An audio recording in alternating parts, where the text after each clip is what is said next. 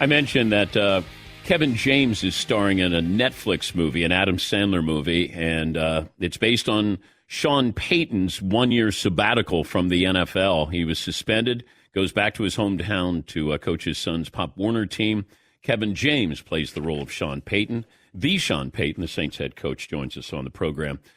Did you have any say in who was going to portray you, Coach? I didn't. I appreciate the pitch, but this was this was done kind of with Adam Sandler's group, and my daughter had done a little "Where Are They Now" piece for NFL Network a couple of years ago, and it was about that sixth grade team and 7 or 8 players and the story of that season. And I think it was condensed into maybe a 5-minute hit on network. And Adam saw it and asked his brother-in-law, my daughter's boyfriend, Chris, he said, write that movie. And that was kind of a big deal for Chris. And, Adam doesn't say that all the time. And long story short, here we are. I'm sure Adam and Kevin and the rest of them from Happy Madison, kind of looked at it and made their adjustments. So I've kind of been just a bystander from afar, and I'm sure it'll be more the humorous tone. And I think certain movies repeat themselves like that. Whether it's the Bad News Bears or the Mighty Giants or the Ducks, or you know what I mean? The storyline, yeah. But do you have script? And yet we still like them. Do you have script approval? Oh yeah, I read through it, the whole thing. Yes, and basically, there's some parts in there that are they're definitely funny and part of the movie.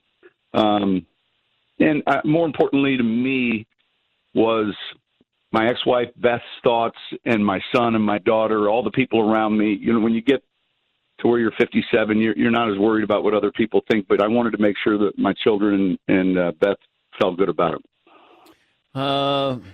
It's kind of interesting though when you have it based on your life. But I'm wondering, in real life, what did you learn about yourself when you got suspended that year?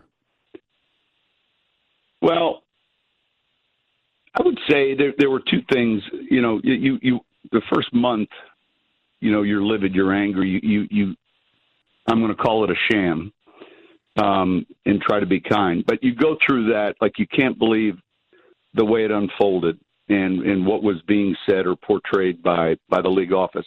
And then secondly, you're like, man, this is going to be a long year if you continue to wake up feeling like this. In other words, and so then you go through, maybe there's 3 stages that, the next stage is you begin to, all right, what are we going to do here? And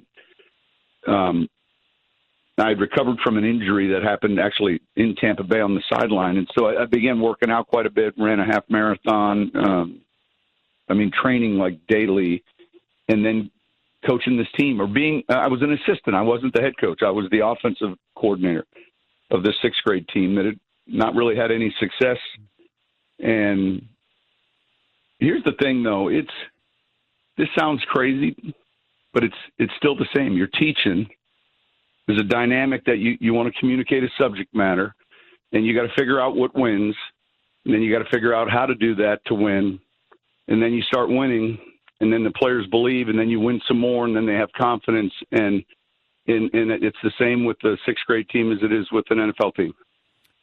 Did you show them your resume? You didn't get the head coaching job. You only an OC, so pretty tough. I didn't want to deal with the parents, number one. We were back in Texas. Would you rather deal I'm not going to deal with any parents. Would you rather deal with the media or parents? The media. The media. I've gone, honestly, and the parents were great, but I've gone to a number of high school games because my son played high school football, and I'm amazed and in awe or in shock of the behavior or cluelessness that I observe in the bleachers. It's just, and I don't know if it's the parents trying to live vicariously through their children, or not maybe understanding, or really failing to realize the bigger picture, which is just the growth of their child's education. And I'm not talking about just sports. It could be the band for a gal. It could be arts. It's just part of like growing up. And look, there's a few that I understand that they can go on maybe and play in college, and then maybe I don't discount any of that, but just some of the behavior or attitudes that you observe or you just cringe. But no, I would choose the media every day over the parents, and so that was part of the deal. I didn't have to visit with the parents about why Johnny or Billy wasn't playing or anything like that. Saints head coach Sean Payton at the Eagles on Sunday, Thanksgiving, hosting the Bills, and then you host the Cowboys. You're coming off back-to-back losses. How long does it take to put a loss to the side and move on? I would say, generally speaking, there's that 24-hour, maybe a little bit longer, maybe a day and a half or so, depending. This one this past weekend, I don't know that I'll ever get over it. In other words, just the way the game unfolded, how we wanted to play it, and then, to have some of the things take place that took place. It's tough. It's tough because you dive into a week with, your total preparation. And I think, I think we just, in a lot of ways, we've seen it happen each weekend with the officiating. And that's the hardest thing to get past is, when they're not up to speed maybe, or it happened to the Bears, a week and a half ago. Yeah, and I don't know if you've watched yourself on the sidelines, the reaction in that game, but if they were thought bubbles, I'd love to know what you were thinking. I think, though, look, I can recall a little bit of it, and I think in back at 10 years ago, I'd have been. I think I may have been thinking that, but I think a little bit calmer, and just I hate getting to the point where it's expected. Where like you're numb, but those kind of things can't happen. They just and I look at that more from an overall leadership perspective and training perspective, and like that, those problems start at the top, not at the individual crews. Yeah. Yeah, somehow we got to reduce the variables. But can you talk to the league about that? Do they let you have a voice? Yeah. Look, I was part of the competition committee for a while, and so it's something that I know other head coaches and general managers. I know most in this profession. Believe in certain things and to help that change.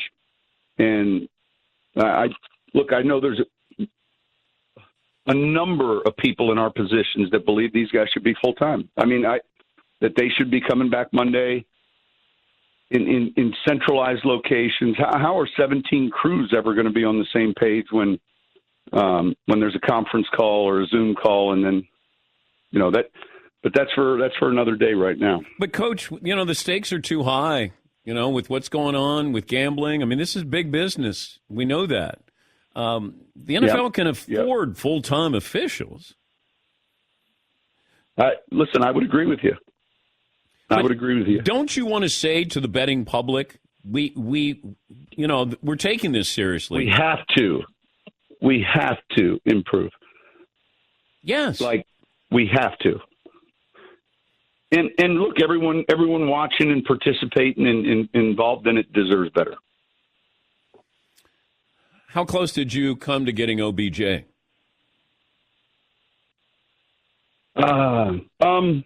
I thought, look, we had good conversations. He's from here. I thought only he could answer that, but I thought I felt real positive.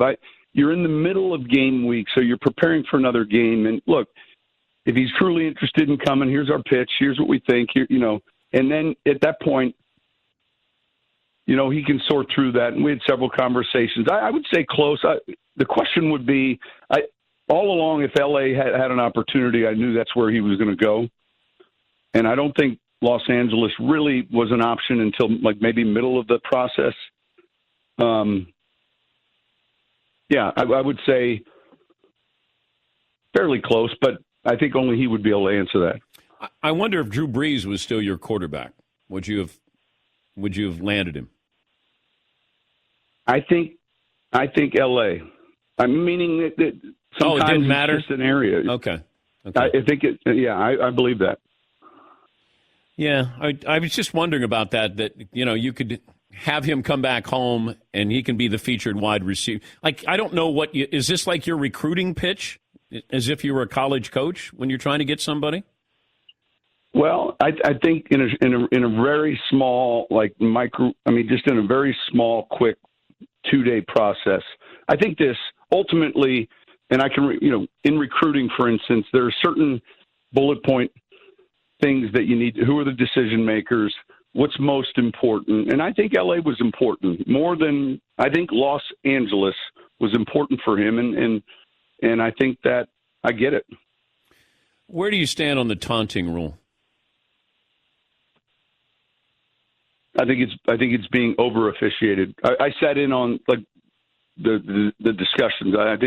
I don't think any of us that discussed it saw it where it is now.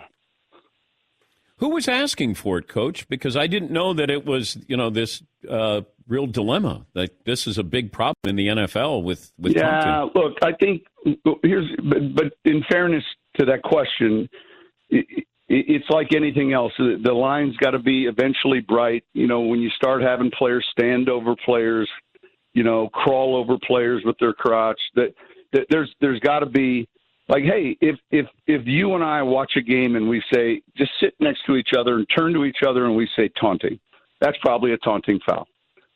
You with me? Yeah. And we would see it and think, that's too much. Like, you can't do that.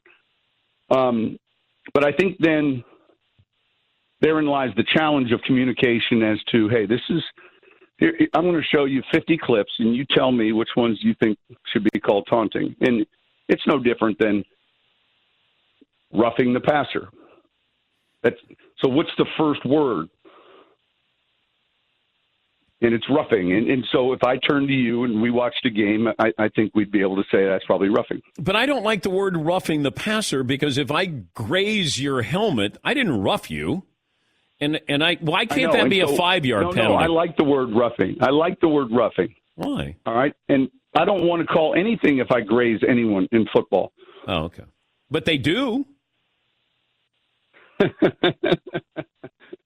All right, let's go all the way back to this is Chutes and Ladders. We're back at the very beginning of the discussion.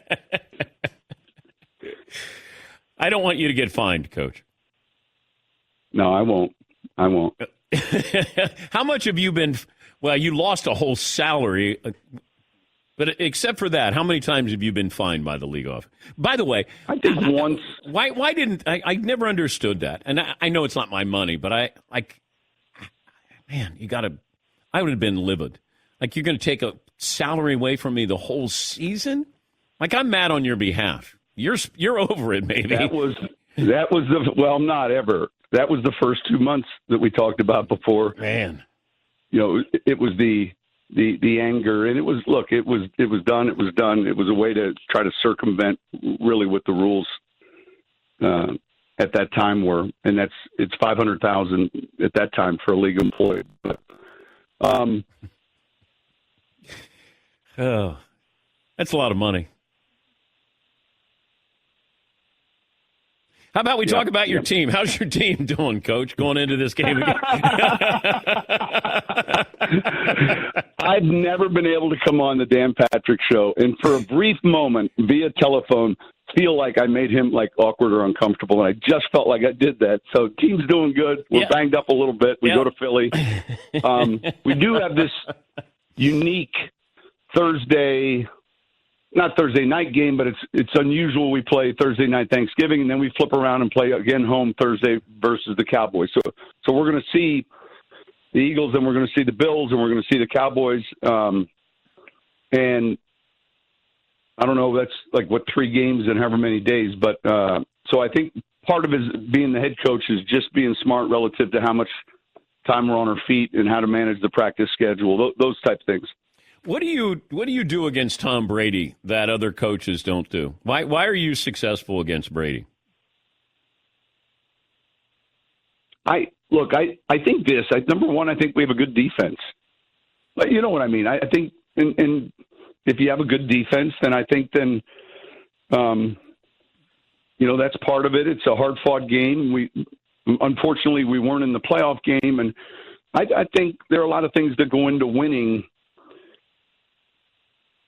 And if you're playing him and you're turning the ball over at midfield, you're going to pay. If you're playing him and you're not capitalizing, almost like there's not going to be these errors that sometimes you get when you're playing another player at that position, and certainly a player that our league's never seen at that position. So your margin for error has to be sharp, and I think you have to have a good defense. I think that, look, if you go back and remember the Tampa game in New England, and it was the return and the rebirth, and holy cow!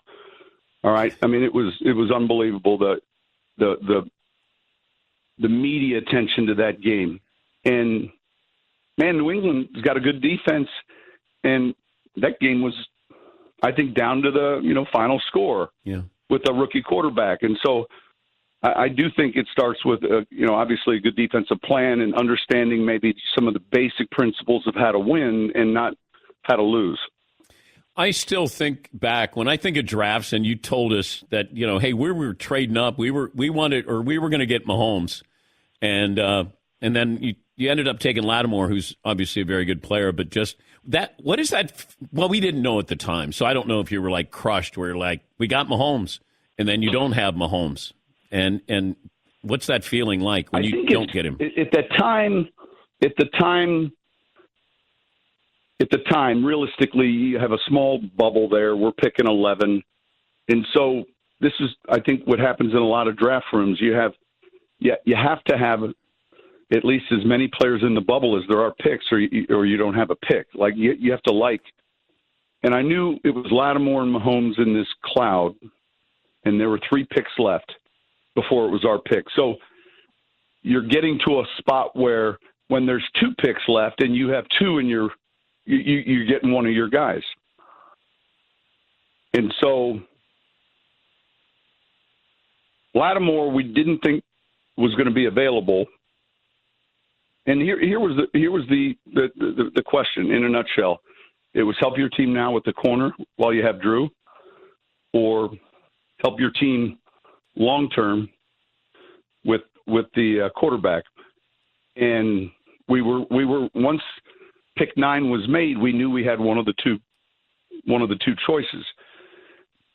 And I don't know if pick 10 was someone else, what we would have done at 11. We were discussing, back and forth about the QB in the corner. And then, so at the time when something like that happens, there are times where you're just like, you had one guy, someone stepped up, took your guy, and you're dejected, or, I've seen that happen.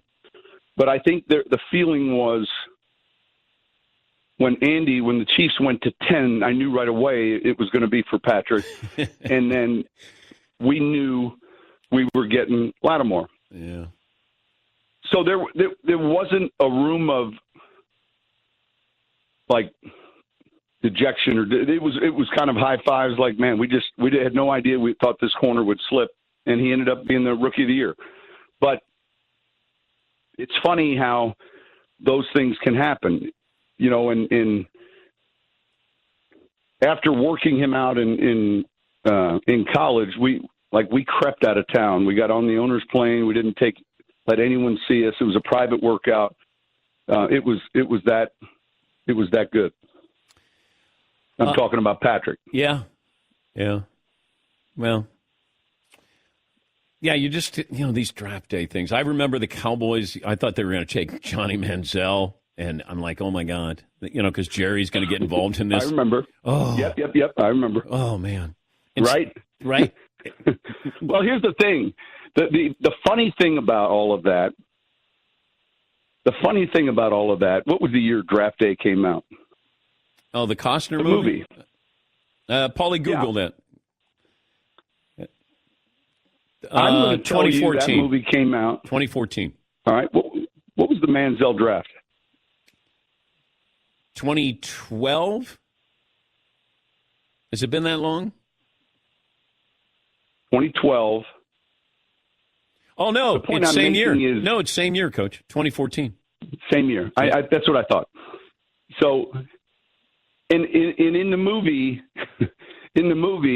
I think the Browns go with the scout, the Costner graded player, as opposed to, and in real life,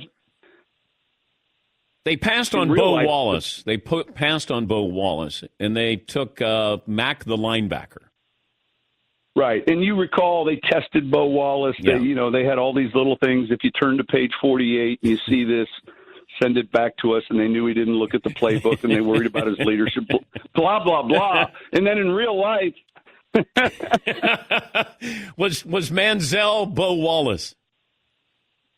Now listen, I remember a little bit. I wasn't a part of the Manziel draft. What was Manziel's year? It was his 12th season. Yes. I remember I was coming back from suspension, and look, I followed his season. It was magnificent. I spent time with Johnny, actually discussed and spent some time about bringing him in here for, this was years ago when the Super Bowl was in Houston. And so I think, look, we root for guys. Like, we root for, all right, what's the best thing he can do, and let's do those things with him, and let's see him have success. We root for players. We don't root against. And so, yeah. But I just thought there was some irony. The movie, the Cleveland Browns. It was right at the same time. Hey, it's great to talk to you as always. We appreciate when you join us, and I hope there's no sequel to this movie because that means you get suspended again. So, wait, you're not laughing. Yeah, I hope there's no sequel as well. That's safe to say. Thank you, Coach. Appreciate your time. All right, Dan. I appreciate your friendship. See you. Sean Payton, Saints head coach.